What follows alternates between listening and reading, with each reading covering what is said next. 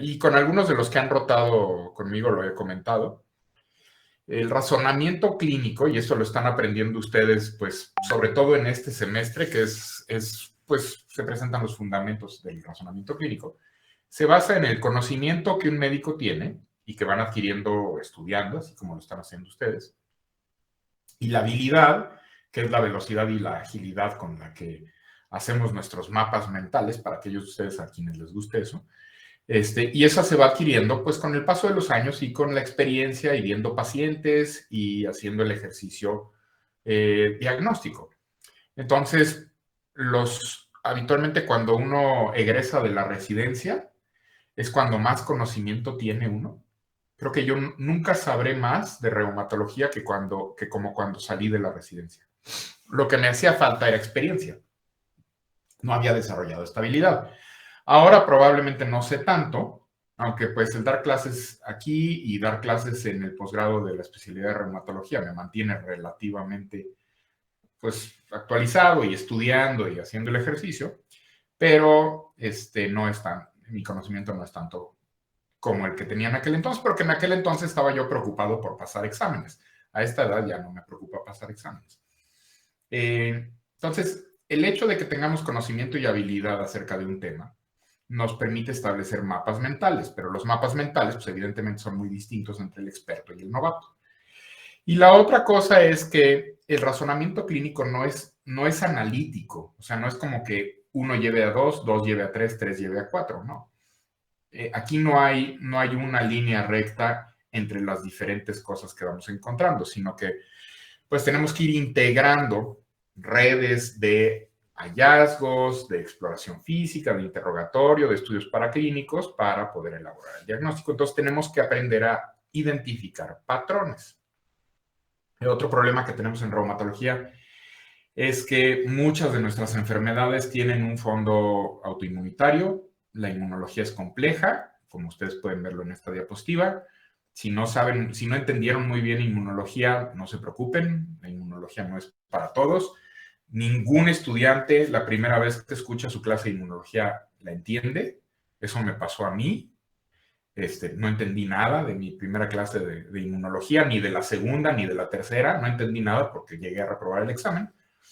Y debido a ello, me inscribí en un curso optativo de inmunología que duró 6 meses. Ahí fue donde pues, me dediqué a aprender y ya después me di cuenta que me gustaba y me dediqué a ello. Pero bueno, si no es lo suyo, no es lo suyo y ya.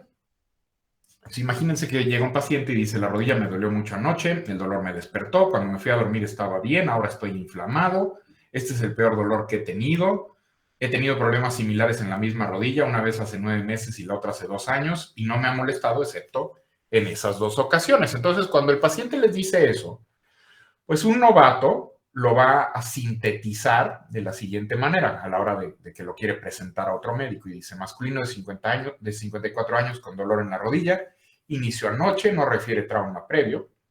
A la exploración sus signos vitales son normales, la rodilla está inflamada, eritematosa y dolorosa la palpación, le duele mucho al explorar el rango de movimiento y ha presentado este problema en 2 ocasiones previas. Entonces, esto es en lo que se está fijando un novato.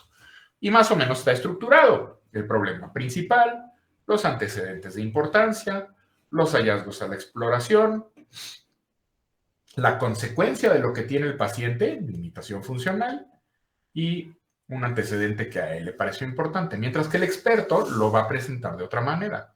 Va a decir masculino de 54 años con artritis aguda de la rodilla derecha, que lo despertó. Ya desde la primera frase, fíjense, ya estamos elaborando un diagnóstico sindromático, artritis aguda de la rodilla derecha. ¿Sí? Entonces ya el experto de inmediato elabora el primer diagnóstico. Es un diagnóstico sindromático, pero sí es un diagnóstico. Niega antecedentes, se refiere a sintomático al acostarse. Hay un antecedente previo. Hoy se encuentra afebril, los hallazgos, y la rodilla está inflamada, dolorosa a la palpación y eritematosa. Entonces, el experto lo ordena un poquito mejor, pero lo primero que hace es elaborar un diagnóstico sindromático. Y probablemente esto lo están viendo con sus profesores que les están tratando de enseñar cómo hacer una historia clínica. Primero se hacen los diagnósticos sindromáticos, después se hacen los diagnósticos nosológicos, es decir, le ponemos Jorge al niño, el paciente que tiene una artritis aguda de la rodilla derecha como síndrome, tiene una entidad nosológica que se llama gota y que tiene un diagnóstico etiológico de, pues, lo que sea que cause la gota. Las diferencias entre uno y otro es que no hay una estructura definida en la presentación del novato. El experto generó una representación del problema e impresión diagnóstica desde la primera frase, y esto sirve como guía subsecuente, o sea, de ahí nos agarramos para enmarcar los hallazgos posteriores, ¿no? Lo que se presenta posteriormente, y por supuesto el tratamiento, porque el diagnóstico pues es el fundamento de nuestro tratamiento. Si estamos dando tratamiento sin saber cuál es el diagnóstico, pues tenemos un problema, ¿no? Si tuviéramos que resumir este caso en una sola frase, diríamos que el paciente presenta una monoartritis aguda recurrente en un hombre adulto.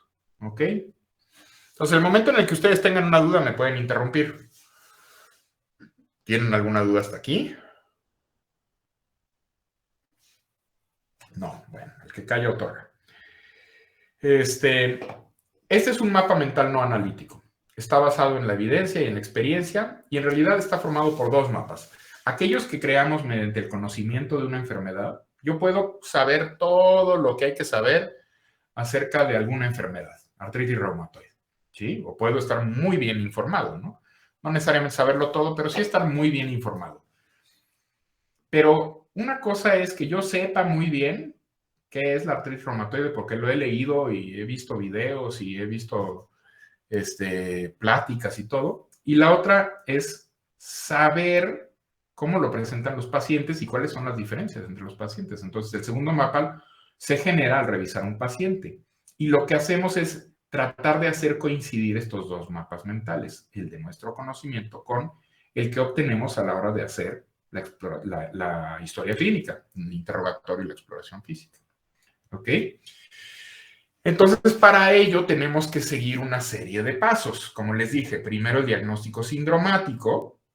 Si un paciente tiene hipertermia, escalofrío, elevación de la temperatura corporal, malestar general, mialgias, pues podemos decir que tiene un síndrome febril, ¿no? Si nuestro paciente tiene tos con expectoración y a la exploración física encontramos matidez a la percusión y disminución de la transmisión de la voz, podemos decir que tiene un síndrome pleuropulmonar, probablemente una consolidación, ¿sí? Si nuestro paciente tiene polidipsia, poliuria y polifagia, pues podemos irnos orientando hacia algunos componentes del síndrome metabólico, ¿ok? Entonces, los primeros diagnósticos que hacemos siempre son diagnósticos sindromáticos, o tienen que serlo, porque si ustedes desde que están viendo al paciente que presenta un síndrome febril, dicen, es una infección de vías urinarias, sin siquiera haberle puesto un dedo encima y haber hecho, no sé, alguna maniobra para ver si inducen el dolor a la percusión de los riñones o los puntos ureterales o algo por el estilo, pues se están brincando el primer paso, se están yendo directo al segundo y sus posibilidades de estar equivocados son muchas.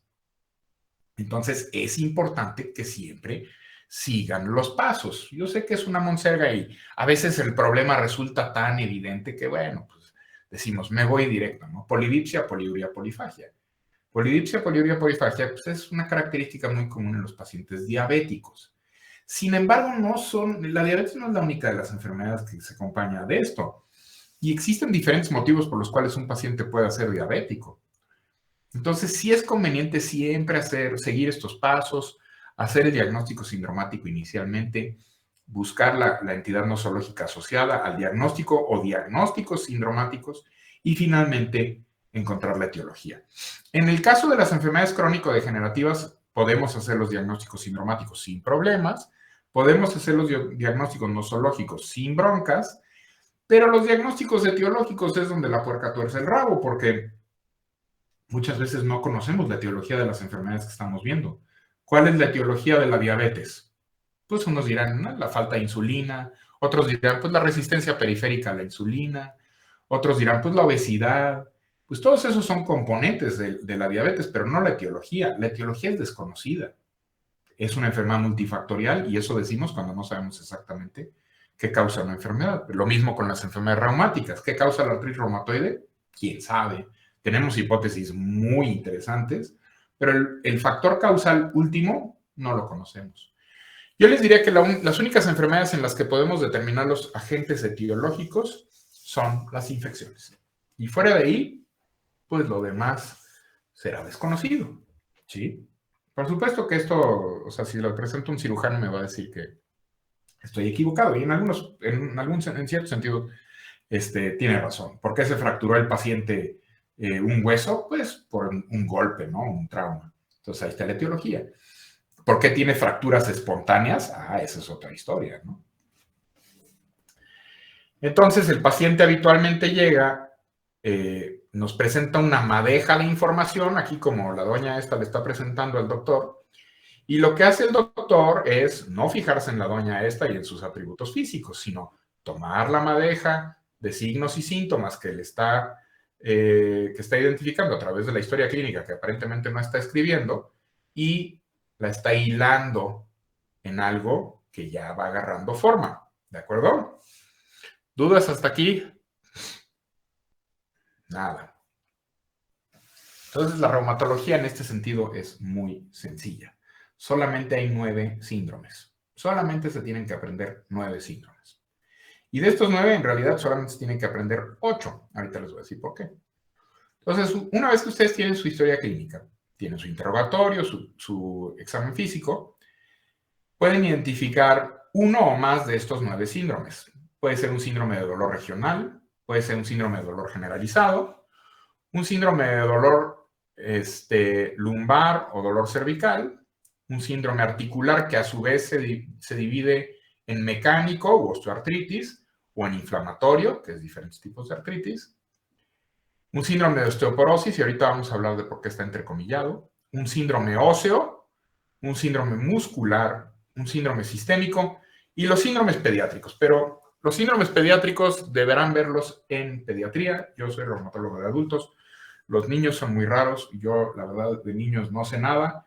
No sé ni educar al mío. Entonces, no me voy a meter en eso. Ya en pediatría, pues probablemente vean esto. Vamos a hablar de estos síndromes uno por uno. Porque una vez que tienen estos síndromes identificados, la entidad nosológica que está asociada a los síndromes es más fácil de identificar. Entonces, el primer paso es identificar los síndromes y el segundo paso es identificar la entidad nosológica. Los síndromes de dolor regional se caracterizan por dolor en un área específica, ¿sí?, del cuerpo. Y dependiendo de la estructura que cause el dolor van a ser las manifestaciones. En un síndrome regional estamos hablando de que al paciente le duele una región articular. Por ejemplo, la mano es una región articular compuesta por las articulaciones interfalángicas proximales distales y metacarpofalángicas y el carpo. Esa es la mano. El codo es otra región articular. Ahí hay varias articulaciones, ¿no? El hombro es otra región articular, ahí tenemos por lo menos 4 articulaciones, una de las cuales es muscular, ¿sí? Tenemos la acromioclavicular, la esternoclavicular, la coracocromial y la escapulotorácica. Entonces tenemos 4 articulaciones ahí. La rodilla es otra articulación, otro síndrome regional. Entonces, estas regiones a las que nos referimos aquí son pues los grupos articulares, ¿no? Aunque hablamos de una articulación, la articulación del hombro sabemos que está compuesta por en realidad 4 articulaciones. El codo está compuesta por 3 articulaciones. El carpo, la muñeca, está compuesta por articulaciones entre 8 huesos más los huesos de las falanges. Entonces, una articulación, o sea, la mayor parte de las veces está compuesta de varias articulaciones, ¿no? ¿Y cómo identificamos que el dolor es periarticular o articular? Pues ahí va a depender de qué relación tiene el dolor con el movimiento. Acuérdense que hay movimientos pasivos. El médico toma la extremidad del paciente y el médico es quien la mueve. Y al moverla le duele al paciente. Ese es un dolor articular. El paciente no está haciendo nada más que prestarle su bracito al médico. No hace fuerza, no pone resistencia, nada. y al mover la articulación le duele. Eso quiere decir que las estructuras que están por adentro de la cápsula, las estructuras articulares, son las que tienen algún problema que inducen dolor. Lo articular, considérenlo, aquello que está dentro de la cápsula articular. Lo periarticular es aquello que está afuera de la cápsula articular. ¿Y cómo identifico una molestia periarticular? ¿Qué es lo que habitualmente está afuera de la cápsula articular? Pues tendones, ligamentos, músculos, todas las estructuras que van a proveer de movimiento a esa articulación. ¿Y cómo exploro esto? Pues le pido al paciente que haga fuerza o que oponga resistencia. Si al paciente le duele al hacer fuerza o al oponer resistencia, quiere decir que lo que le está lastimando es una estructura periarticular, no articular, aunque a veces hay síndromes en los que pueden tener dolor tanto articular como periarticular. Pero una manera muy sencilla de distinguir entre lo periarticular y lo articular es hacer esta exploración con el paciente flácido y ustedes mueven la articulación contra el paciente poniendo fuerza o haciendo algún movimiento que induzca fuerza.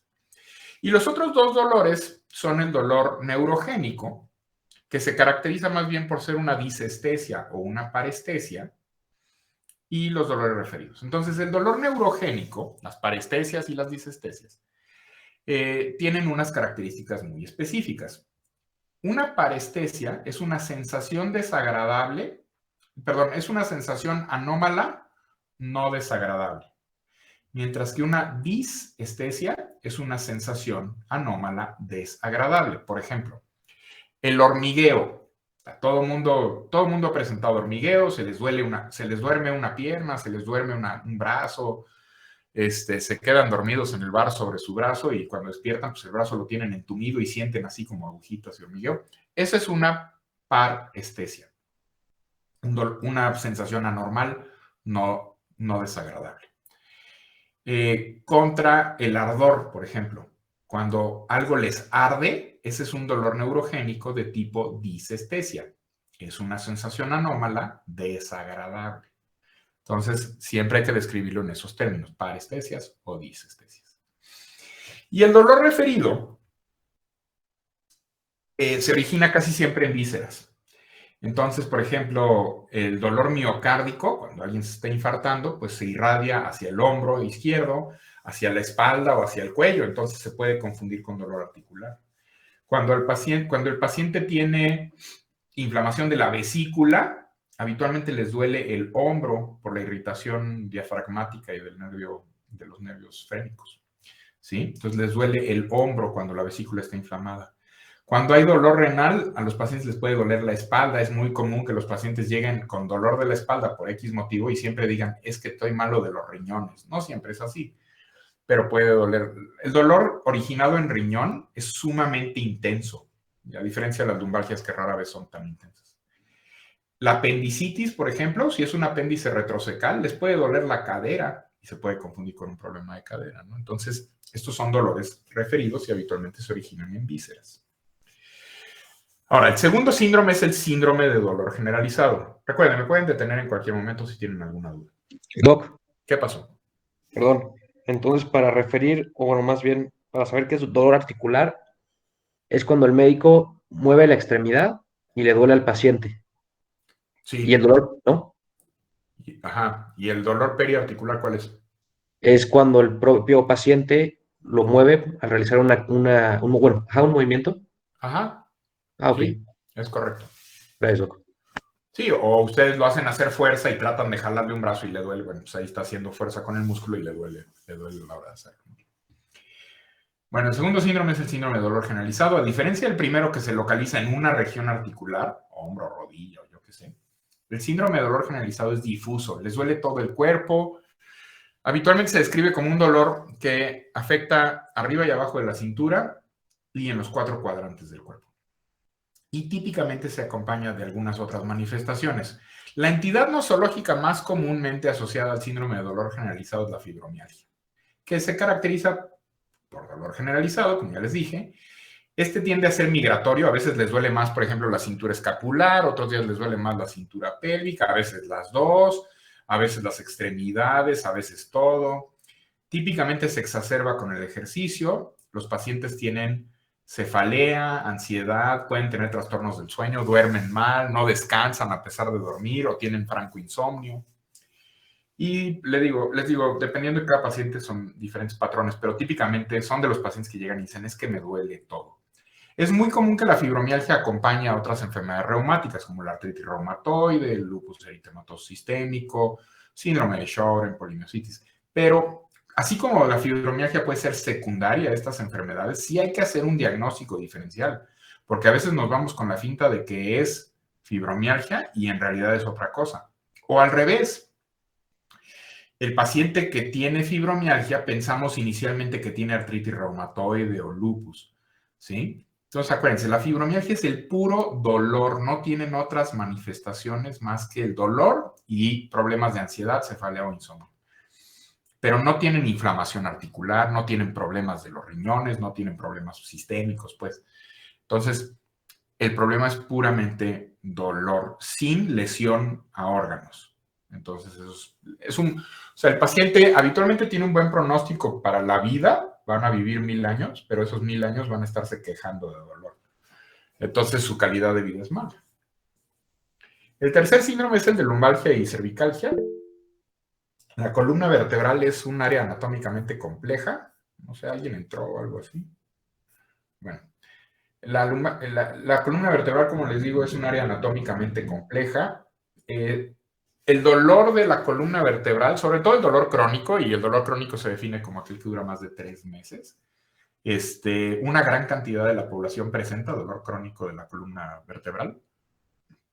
Y lo típico es que solicitamos estudios de imagen cada vez más complejos para tratar de identificar el origen de la lumbalgia. Y en más de 2/3 partes de los casos, nunca logramos identificar exactamente qué es lo que le duele al paciente. Es importante distinguir entre el dolor mecánico contra el dolor inflamatorio. Y ojo, esto de mecánico e inflamatorio lo vamos a estar viendo en otros síndromes también. El dolor mecánico es aquel que el paciente presenta después de haber hecho actividad física. Entonces, despiertan bien, después del reposo están relativamente bien. Conforme va avanzando el día, hacen sus actividades físicas, ese tipo de cosas, presentan dolor y mejoran con el reposo. Y el dolor inflamatorio es al revés. Típicamente después del reposo tienen mucho dolor que va mejorando conforme van teniendo actividad física. Y cuando vuelven a reposar les vuelve a doler. Hay algunos signos de alarma que, sobre todo, que esto se presente en menores de 40 años, en donde es raro que presenten cervicalgia o lumbalgia, a menos de que tengan alguna condición como obesidad o algo que les esté condicionando estas molestias. O, por ejemplo, que sean dolores nocturnos o que se asocien a fracturas patológicas, en donde podemos estar pensando en algún tipo de neoplasia, ¿no? Y pues al ser anatómicamente compleja, la columna vertebral, típicamente el dolor que se origina ahí puede deberse a músculos, tendones, ligamentos, nervios, o sea, una gran cantidad de cosas, ¿no? Ya hablaremos con más detenimiento de esto. Ahora, el síndrome articular. El síndrome articular es uno de los que más diagnosticamos los reumatólogos porque pues vemos a muchas enfermedades que se acompañan de este síndrome y típicamente se caracteriza por dolor localizado en una región articular o en varias regiones articulares, pero localizado a las articulaciones, acompañado de crepitación, que le crujen las articulaciones a los pacientes, y ojo, aumento de volumen, ese aumento de volumen es la artritis como tal, y calor. Acuérdense de los signos clásicos de la inflamación descritos por Hipócrates y después por Celso, que le añadió uno, que es dolor, calor, rubor, tumor y pérdida de la función. Celso, o Paracelso, si prefieren conocerlo así, fue quien le añadió pérdida de la función a los signos cardinales de la inflamación. Entonces, el síndrome articular es muy comúnmente acompañado de inflamación articular. Artralgia, dolor, más artritis, inflamación. Igualmente, puede haber síndromes articulares mecánicos exacerbados después de la actividad física o inflamatorios exacerbados después del reposo y mejorando con la actividad física. Y se pueden acompañar de otros síntomas. Estas enfermedades las enfermedades que se acompañan de un síndrome articular son enfermedades complejas, algunas se acompañan de otro síndrome que ahorita vamos a ver, que es el síndrome sistémico, que ahorita vamos a hablar un poquito más de eso.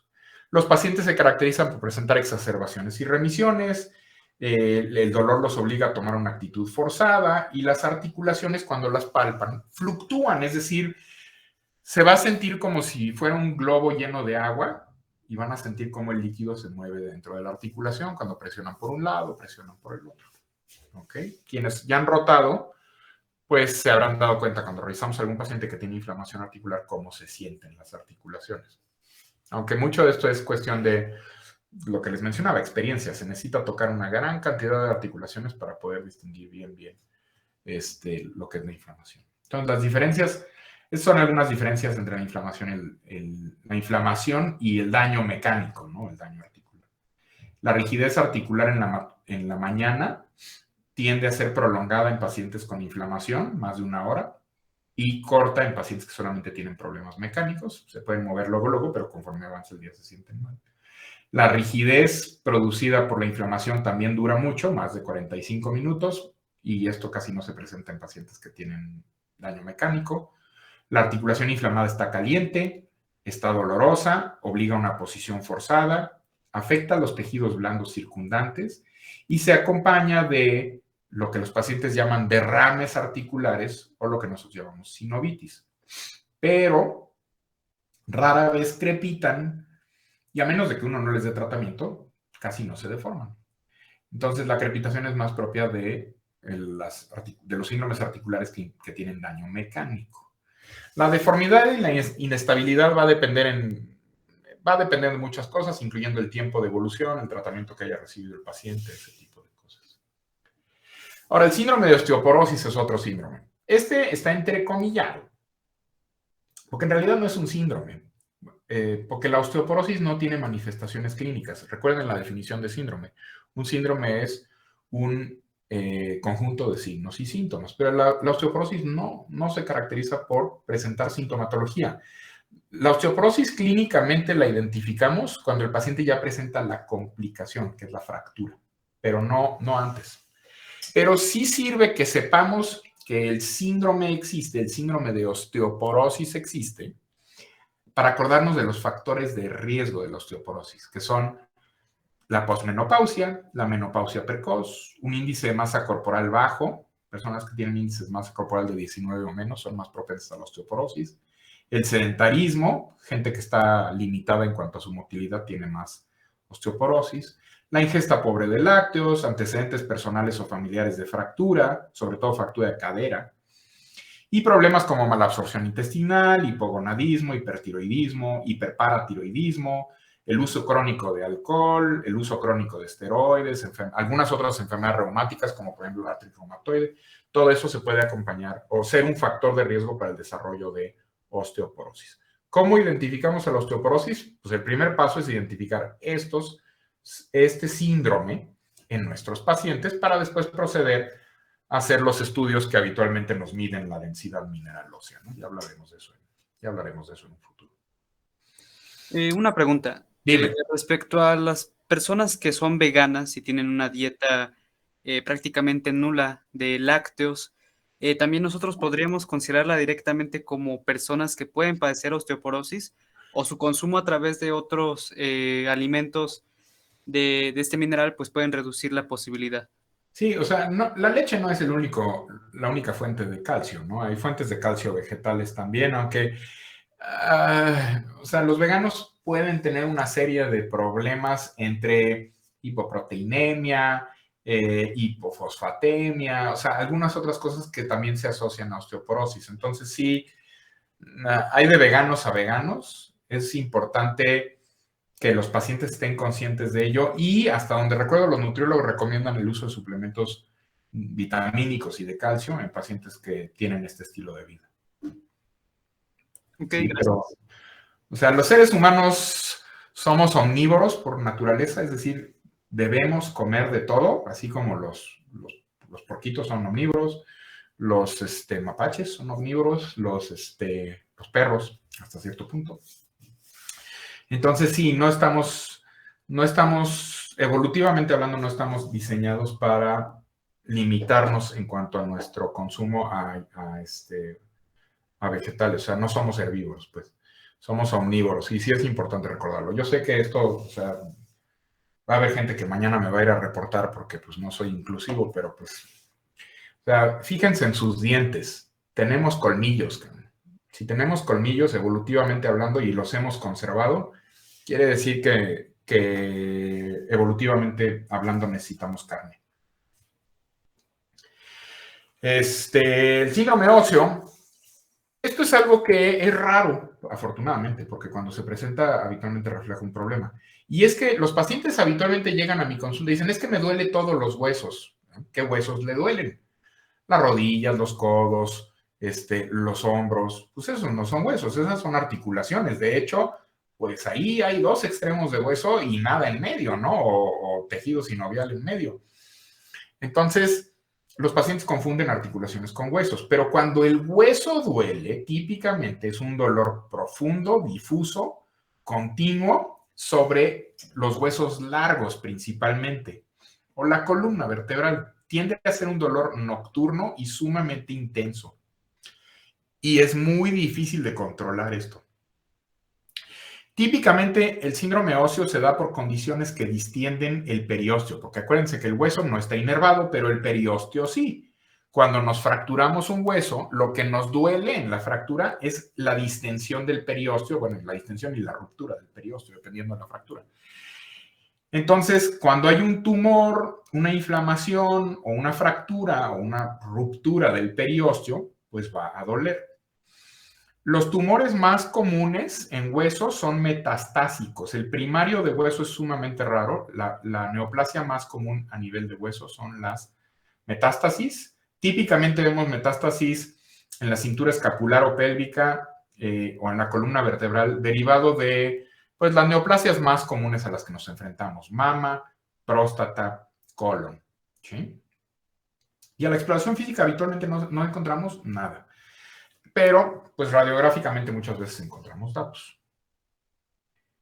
El síndrome muscular, aquí estamos hablando de otra estructura que es periarticular, pero el síndrome muscular no se caracteriza tanto por dolor, sino por debilidad muscular.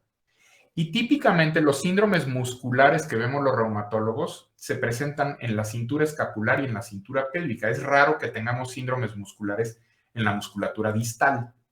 Casi siempre es en la musculatura proximal de las extremidades o en los músculos de la cintura escapular y pélvica. Ocasionalmente afecta a los músculos de la deglución.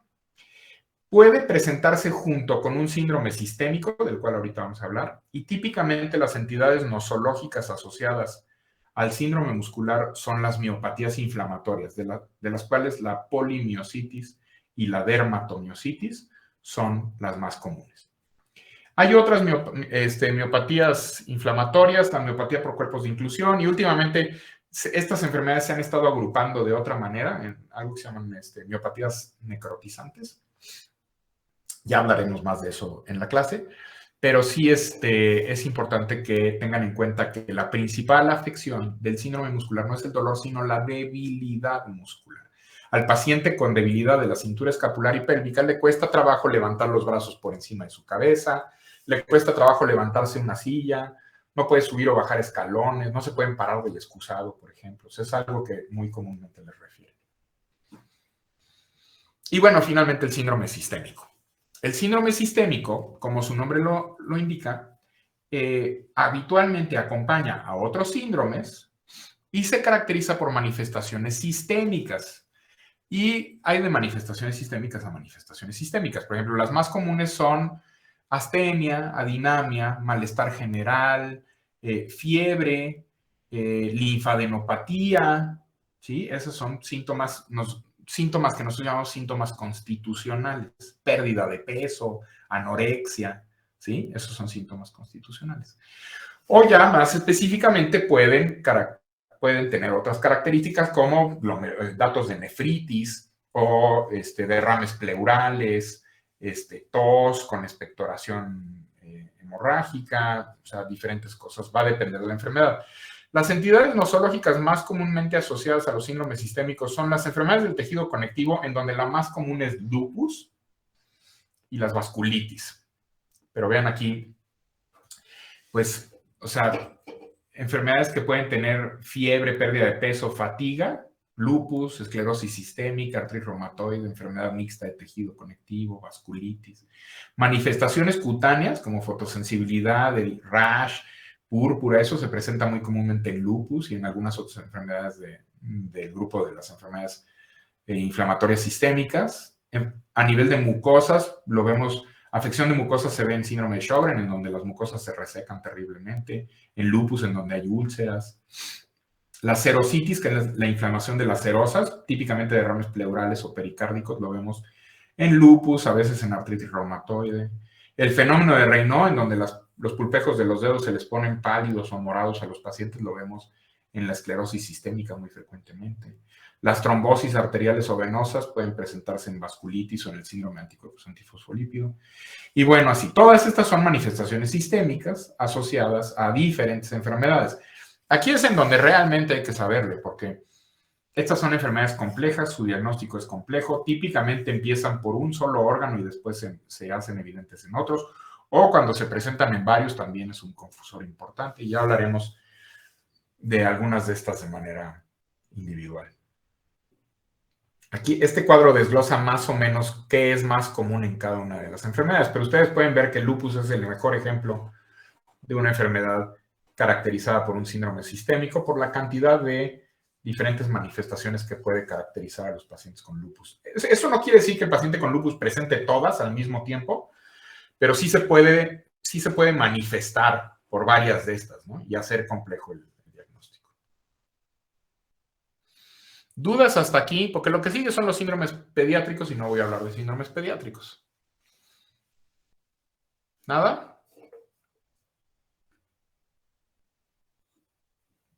Bueno, entonces les voy a hablar un poquito acerca del síndrome articular. Yo sí quería comentar algo respecto a las enfermedades observadas en el síndrome muscular que tienen, no sé si catalogarlo como lesiones, pero sí pigmentaciones en la piel, como en la dermatomiositis, en el signo de Child. Eso lo convierte en un síndrome sistémico. O sea, ahí, por ejemplo, ¿cómo se clasificaría ya más a profundidad esa dermatomiositis? O, por ejemplo, siendo ya un síndrome sistémico, ¿por qué pasa eso? Ahí tienes dos síndromes. Tienes un síndrome muscular y un síndrome sistémico. Ah, ok. Sí. O sea, se combinan, pues, en ese... Sí, claro. O sea, los pacientes habitualmente no nada más tienen un síndrome, tienen varios. A menos de que sean síndromes de dolor regional o fibromialgias, casi siempre presentan más de un síndrome. Hasta la artritis reumatoide, que es predominantemente un síndrome articular, puede acompañarse de manifestaciones sistémicas. Sí. Ok, gracias. Entonces tienes tus dos síndromes. Bueno, vamos a hablar un poquito del síndrome articular y específicamente de los patrones articulares, porque hay diferentes cosas en las que se tienen que fijar cuando un paciente tiene un síndrome articular, es decir, inflamación de articulaciones. Primero, es importante contar las articulaciones afectadas. Cuando es una sola articulación afectada, se le llama monoartritis. Cuando tiene de 2 a 4 articulaciones involucradas, es oligoartritis, y si son 5 o más articulaciones, es poliartritis. Agudo, típicamente es de horas a días. Crónico, habitualmente es de semanas a meses. Aditivo contra migratorio, pues su nombre lo dice, ¿no? Aditivo es cuando las articulaciones afectadas se suman una a la otra. Primero un carpo, al día siguiente ese carpo más el otro carpo, al día siguiente los dos carpos más una rodilla, al día siguiente las dos rodillas y los dos carpos, así. Y migratorio es cuando primero se afecta una articulación, remite y al rato tiene otra articulación inflamada, se le quita y al rato tiene una tercera y así. Eso es migratorio. Persistente contra recurrente. Persistente es que una vez que empieza con la artritis ya no se le quita, y recurrente es que viene y va, viene y va. Los pacientes se refieren a esto como crisis. Predominantemente proximal contra predominantemente distal. Esto es importante. Proximal típicamente se afectan articulaciones grandes, hombros, caderas y columna vertebral. Y distal típicamente se afectan articulaciones más chicas, manos, pies y codos y rodillas, que pues son articulaciones grandes. Simétrico contra asimétrico. Si se afecta en las extremidades, las articulaciones de un lado y se afectan las de los dos lados, la del otro lado también es simétrico. Si nomás se afecta de un lado es asimétrico. Con y sin dolor inflamatorio de la espalda y con y sin manifestaciones sistémicas. Entonces, es importante que siempre que describan un síndrome articular lo hagan en estos términos. Es muy común que el paciente que tiene síndrome articular me lo manden ya con diagnóstico, sin saber realmente qué tiene. Que le duelen las articulaciones, artritis reumatoide, váyase con el médico, con el reumatólogo. Pero pues no todas las artritis son artritis reumatoide, ¿no? De hecho, la artritis reumatoide es una de las enfermedades articulares menos comunes. Por mucho, la osteoartritis y la gota le ganan en prevalencia a la artritis reumatoide. Entonces, todos esos pacientes que andan en la calle diciendo que tienen artritis reumatoide, lo más probable es que no tengan artritis reumatoide. Lo más probable, por frecuencia, es que tengan osteoartritis. Entonces, siempre describan. Me dice más a mí, o sea, en vez de que manden un paciente que le duelen las articulaciones, las tiene inflamadas, artritis reumatoide, mejor pongan ahí que tiene un síndrome articular que es oligoartritis crónica, aditiva, persistente, que afecta articulaciones distales de manera simétrica. Eso ya me da una mucho mejor idea de lo que está pasando que si me ponen ahí artritis reumatoide y cuando lo reviso al paciente le duelen las dos rodillas desde hace 20 años y pesa 165,000 kilos. Puta, pues eso no es artritis reumatoide. El problema ahí es que las rodillas ya no pueden cargar al individuo que tienen encima, ¿sí? Entonces pues, está desarrollando artrosis. Entonces aprendan cómo describir adecuadamente las articulaciones. Esto les va a ahorrar muchos dolores de cabeza inventados de madre por uno o dos reumatólogos. ¿Qué entidades nosológicas se asocian más a las monoartritis aguda? Básicamente son dos, la gota y la artritis séptica. Es muy raro encontrar monoartritis aguda por otro motivo, a menos de que sea el debut de una artritis reumatoide, ¿no? Pero esas típicamente dejan de ser agudas y se tornan en monoartritis crónicas, y ahí sí van a tener diferentes tipos. Algunas artritis sépticas, sobre todo por tuberculosis, la osteoartritis, hidrartrosis, osteonecrosis, la artropatía de Charcot, que cada vez ya se ve menos, pero que le daba mucho a los diabéticos, y algunos tumores. Pero la causa más común es esta, osteoartritis y síndromes regionales. Oligo o poliartritis crónica asimétrica puede ser osteoartritis, puede ser artritis reumatoide, artritis psoriásica, artritis reactiva o ya los estadios crónicos de la gota. Afección, oligoartritis proximal típicamente son espondiloartritis. Artritis de la cintura escapular y pélvica, esto se ve mucho en polimialgia reumática, pero es una enfermedad muy rara en México. Oligo o poliartritis aguda más fiebre, pues infecciones casi siempre hay que buscar, sobre todo virales, chikungunya se presenta así, dengue también. Enfermedad Still, que es rara, o el lupus. Dolor inflamatorio de la columna vertebral, espondiloartritis, lo que antes se conocía como espondilitis anquilosante. Poliartritis con manifestaciones sistémicas, lupus, hasta no demostrar lo contrario. Entonces, cuando ustedes están revisando un paciente, es muy importante que mediante la identificación de estos síndromes se enfoquen en los problemas relevantes, como la caricatura que les puse del doctor con la paciente. O sea, el paciente les va a decir de todo, que le empezó a doler cuando estaba en un baile con su hijo que se estaba casando, pero que se comió unos mariscos que él cree que estaban malos, y fue cuando empezó, entonces de seguro eran los mariscos o él le echa la culpa. Entonces ya se los llevó de paseo, ¿sí? Si se ponen a ver que el paciente pues es un paciente obeso, muy sedentario, pero que de un día para otro decidió sacar los pasos prohibidos ahí en la boda de su hijo, pues le duelen las articulaciones, pues no fueron los mariscos, ¿no? Entonces, pero el paciente, digo, o sea, los seres humanos nos gusta hablar y sobre todo nos gusta echarle la culpa a alguien más que no seamos nosotros. Por eso justamente hay que evaluar la validez de la información. Les digo, el paciente les cuenta muchas cosas, pero algunos datos son más válidos que otros y hay que prestarles particular atención. No sé qué está sonando, pero bueno. Terminamos, sí, ya casi terminamos. Escuchen bien a su paciente, háganle una historia clínica completa, esto ayuda mucho, pero sepan ordenar los datos para que cuando llegue el siguiente médico no diga, puta, sea, este cuate nomás me está contando puros cuentos aquí, que si la ambulancia del ERUM, eso lo vemos mucho entre los internos en el hospital.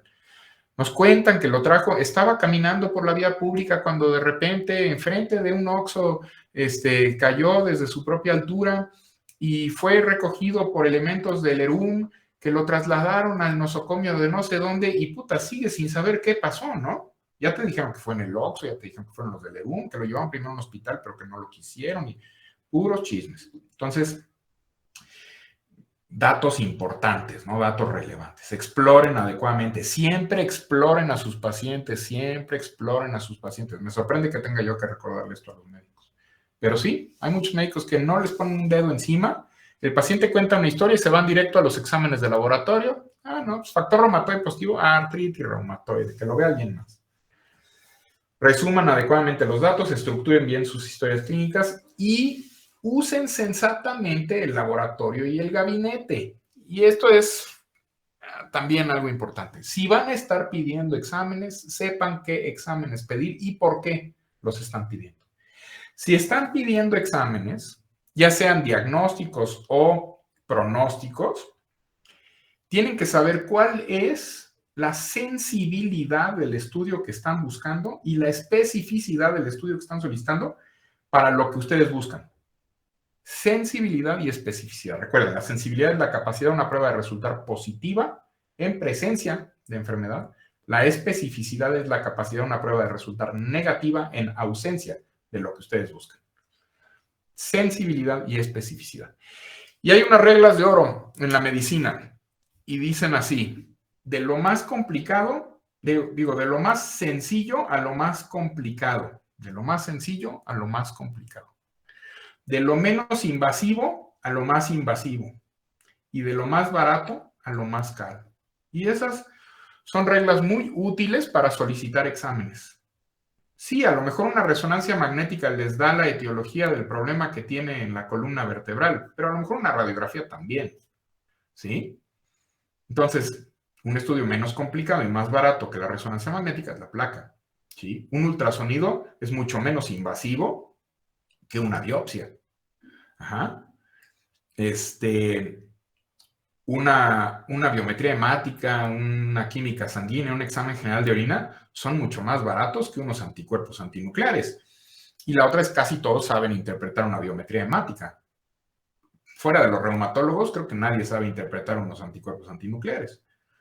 Entonces, sí es importante que sepan qué están pidiendo y sepan interpretarlo. Me pasa muy seguido que me llegan pacientes con densitometría, sobre todo. Es que el doctor me pidió este estudio. Ah, sí. Para ver si tengo osteoporosis. Ah, ¿y qué le dijo? No, me dijo que se lo trajera porque él no entiende cómo interpretar eso. Puta, entonces, ¿para qué lo piden? ¿No? ¿Dudas hasta aquí?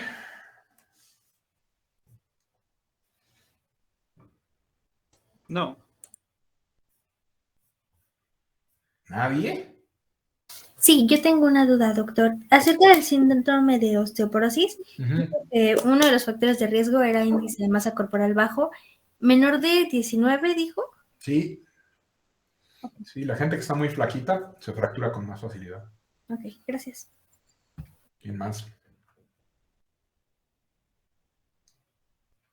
Ah, y otra, para ver lo de uso de laboratorios y gabinete, ¿usted nos va a dar o hay algún manual orientado a los patrones?